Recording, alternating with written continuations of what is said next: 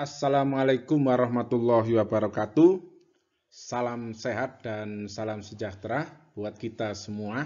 Bertemu kembali dengan saya, Bapak Mahmud Yunus. Kali ini kita akan membahas metode perhitungan bunga tunggal. Tujuan pembelajaran, setelah mengikuti pembelajaran ini, diharapkan peserta didik mampu menentukan perhitungan bunga secara kelompok.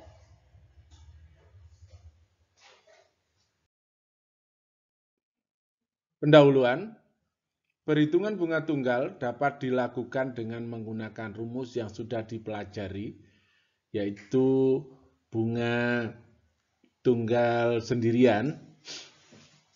Akan tetapi penggunaan rumus tersebut tidak efisien untuk menghitung bunga dari beberapa modal atau beberapa pinjaman. Sebagai contoh, suatu koperasi simpan pinjam yang memiliki banyak anggota di mana perhitungannya menggunakan sistem bunga tunggal ternyata tidak efisien jika bunga yang diperoleh koperasi setiap anggotanya dihitung satu persatu dengan menggunakan rumus yang sudah dipelajari. Oleh karena itu diperlukan metode yang lebih efisien.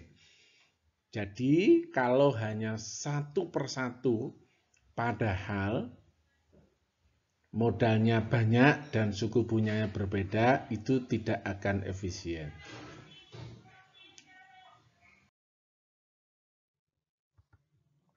Metode pembagian tetap.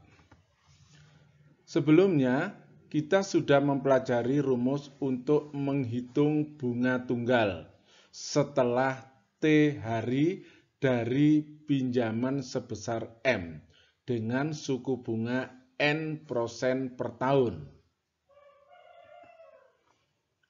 Besar bunga tunggal setelah T tahun yang sudah kita pelajari pada minggu yang lalu, bunga sama dengan modal kali suku bunga kali banyaknya periode dibagi 100. Besar bunga tunggal setelah T hari, maka bunga sama dengan MO kali N kali T dibagi 36.000.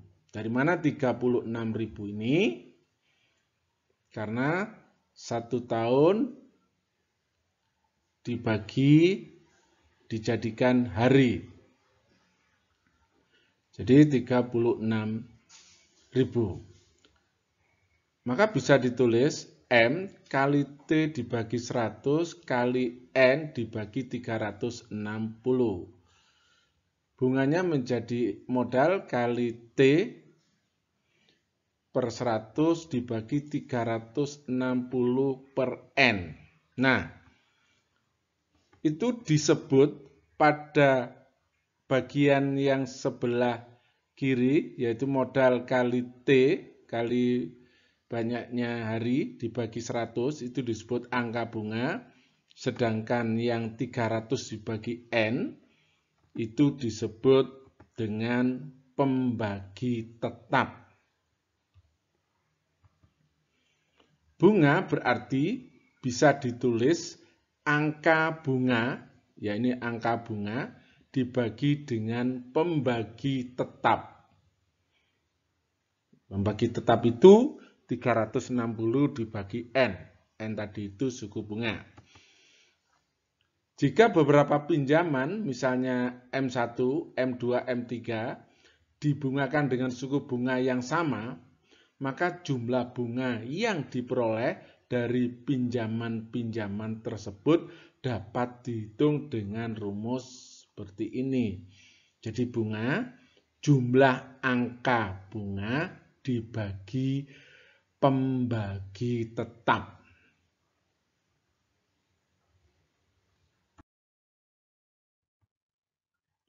Contoh dan pembahasan.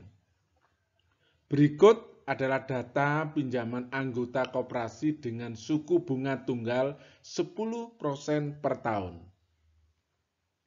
Ini ada data Nomor 1, nama Anggi, besar pinjamannya 10 juta, jangka waktu pengembalian 120 hari.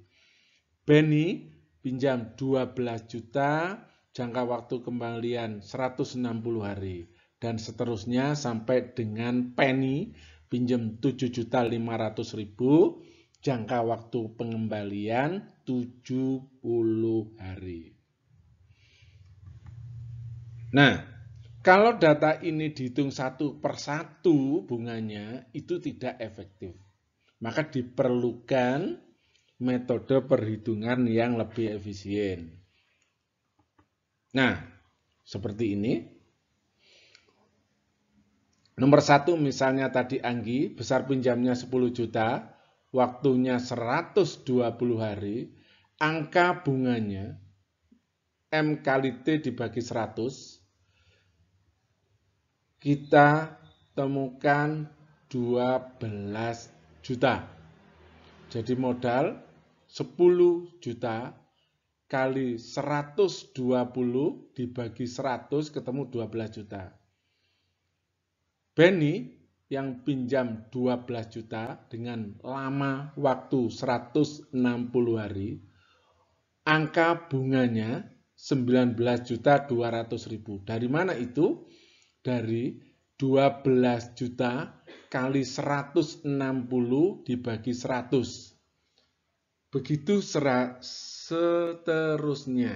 Nah, kalau pakai Excel ini bisa dikerjakan dengan cepat. Tinggal rumus ini dimasukkan dengan Excel, maka ini data ini bisa di-drag dengan cepat. Jadi jumlah bunga keseluruhannya yaitu jumlah angka bunga dibagi pembagi tetap. Jumlah angka bunganya ini 85.850.000. Ini dijumlahkan semua, jadi ini dibagi 36, yaitu pembagi tetap. Pembagi tetap tadi 360 dibagi 100, ini 36. Jadi ketemulah jumlah bunga dari anggota 7 anggota itu sebesar 2.384.722.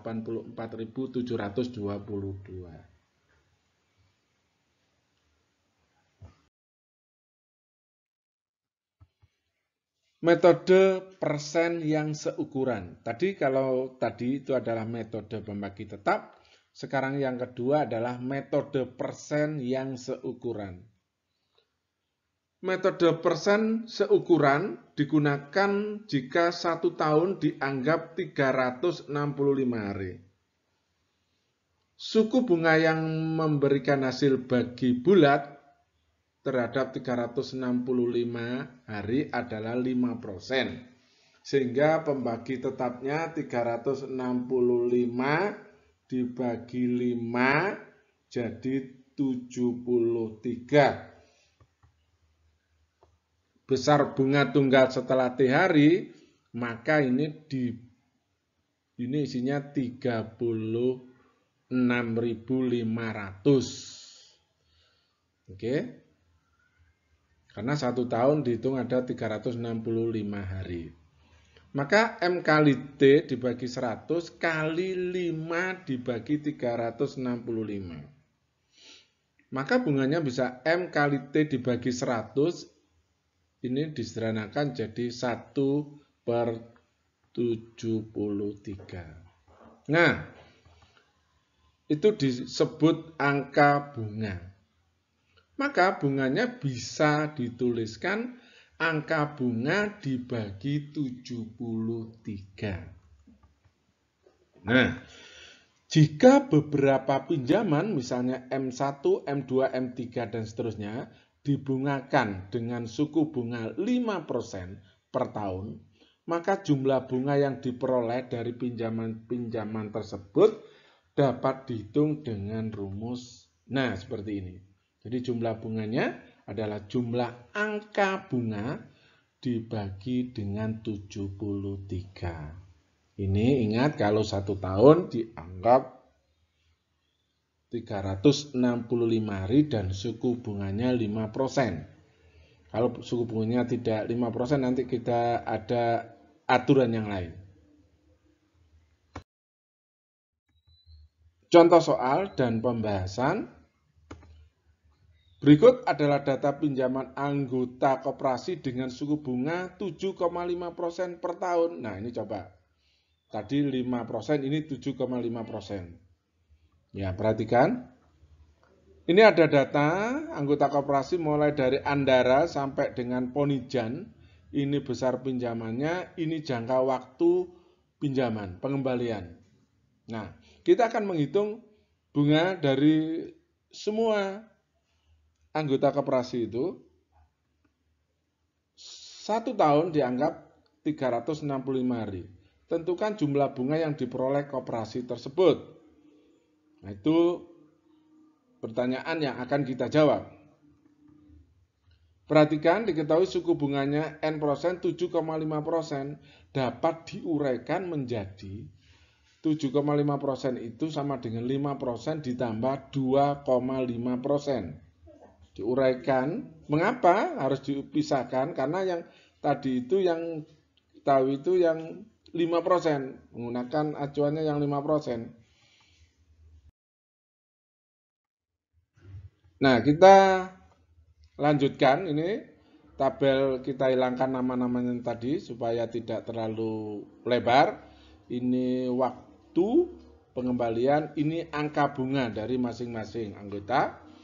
Dijumlahkan ketemu 105.300.000. Nah, sekarang jumlah bunganya 105.300.000. Jumlah bunga dari suku bunga 5% adalah jumlah angka bunga dibagi 73. Ketemulah 1.442.465,75. Nah, sekarang besar bunga yang sebanding dengan 2,5% adalah 2,5% dibagi 5% kali 1.465,75. Ketemulah 721.232,88. Nah, maka jumlah bunga dari suku bunga 7,5% adalah tinggal menjumlahkan yang dari peroleh 5% tadi menggunakan ini. Kemudian yang 2,5% tinggal menghitung itu perbandingan saja, akan diperoleh 2.663.698,63. Jadi bunga yang diperoleh koperasi tersebut dari 7 orang peminjam itu 2.163.698,63. Latihan soal, ini ada latihan soal. Kalian kerjakan di buku tugas, kemudian kalian foto, jadikan PDF, dikirim ke Moodle. Nah, ini ada kata bijak hari ini, carilah hobi yang dapat meningkatkan kualitas hidupmu. Nah, sekarang hobimu apa? Apakah hobimu itu bisa meningkatkan kualitas hidup? Itu pertanyaan yang paling esensial.